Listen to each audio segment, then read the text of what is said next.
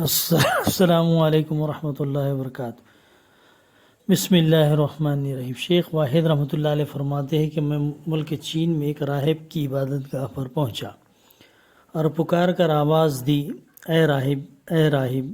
اس نے جواب نہ دیا۔ میں نے دوسری مرتبہ آواز دی، پھر بھی اس نے مجھے کوئی جواب نہیں دیا۔ تیسری مرتبہ آواز دینے پر اس نے مجھے جھانک کر دیکھا اور کہا، میں راہب نہیں ہوں۔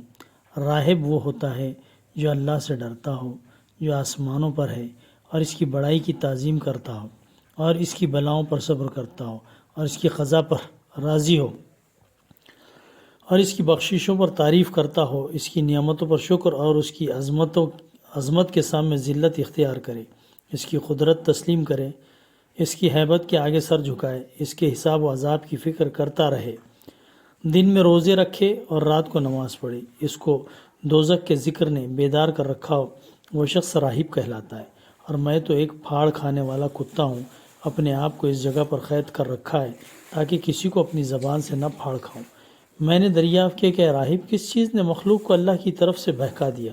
کہنے لگا، اے بھائی، اللہ کی معرفت کے بعد جس نے اس سے لوگوں کو بہکا دیا ہے وہ دنیا کی محبت ہے اور دنیا کی زیب و زینت ہے، کیونکہ یہی چیز نافرمانی کی جڑ ہے۔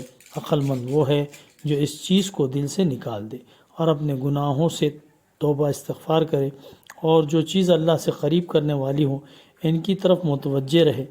فرماتے ہیں کہ ایک مرتبہ میں اور ابو سختیانی ملک شام کے راستے پر سفر کر رہے تھے۔ ہم کو ایک حبشی آدمی ملا جو لکڑیوں کا بوجھ اٹھائے ہوئے تھا۔ ہم نے اس سے پوچھا کہ اے حبشی، تیرا رب کون ہے؟ کہنے لگا، میرے جیسے آدمی سے تو یہ سوال کرتا ہے۔ یہ کہہ کر وہ بوجھ زمین پر رکھ دیا اور آسمان کی طرف منہ اٹھا کر کہنے لگا، اے اللہ، اس کو سونا بنا دے۔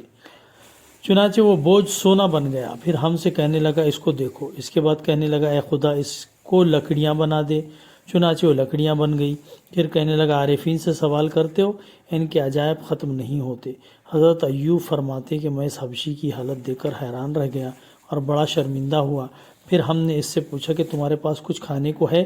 اس پر اس نے ہاتھ سے اشارہ کیا تو ایک پیالہ ہمارے سامنے آ گیا جس میں شہد تھا، اور ایسا تھا کہ برف سے بھی زیادہ سفید اور مشک سے زیادہ خوشبودار۔ کہنے لگا، اس کو کھا لو، یہ شہد مکھیوں کا شہد نہیں ہے۔ ہم نے کھایا تو اس سے میٹھی چیز کوئی نہیں دیکھی تھی۔ ہم لوگوں کو اس پر تعجب ہو رہا تھا۔ کہنے لگا، ایسی کرامتوں پر تعجب کرنے والا عارف نہیں ہوتا، اور جو تعجب کرے سمجھ لو وہ اللہ سے دور ہے، اور جو کرامتوں کو دیکھ کر عبادت کرتا ہے وہ شخص اللہ سے جاہل اور ناواقف ہے۔ انشاءاللہ آئندہ کل بیان ہوگا۔